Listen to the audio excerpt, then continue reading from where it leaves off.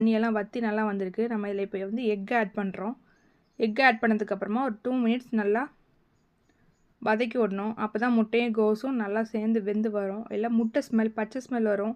ஒரு 2 மினிட்ஸ் நல்லா ஹையில் வச்சு நீங்கள் பண்ணிங்கன்னா டக்குன்னு ஆயிடும். அடி பிடிக்காத மாதிரி நல்லா கிண்டி விட்டுட்டே இருங்க. இப்போ கோஸ் பொரியல் நமக்கு ரெடி ஆயிடுச்சு. ஆஃப் பண்ணிடலாம். அரிசியும் வெந்துடுச்சு. ரைஸ் வடிக்கிறதுக்கு டைம் ஆச்சு. ஆஃப் பண்ணிட்டு ரைஸை வடிச்சிடலாம். சாம்பார் அதுக்குள்ளே கொதிச்சிட்ருக்குது. ரைஸ் வடித்ததுக்கப்புறமா சாம்பாருக்கு தேவையான தாளிப்பு கருவேப்பிலை, மல்லி இலை, மிளகு, சீரகம், கடுகு, காஞ்ச மிளகா எல்லாம் போட்டுக்கிறோம். எல்லாம் எண்ணெய் ஊற்றி அதில் எல்லாம் போட்டுட்டு காயப்பொடி ஆட் பண்ணுறோம். கருவேப்பிலை ஆட் பண்ணுறோம் ஃபஸ்ட்டு. அப்புறமா காயப்பொடி ஆட் பண்ணுறோம். எங்கள் ஊரில் மகாராஜா மசாலா கிடைக்கும்.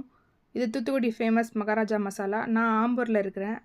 நான் அங்கேருந்து வாங்கிட்டு வந்து யூஸ் பண்ணுற மக்களே, உங்களுக்கு வேணுன்னா ஆன்லைனில் இருக்குது, நீங்கள் வாங்கிக்கோங்க. இப்போ தாளிச்சாச்சு.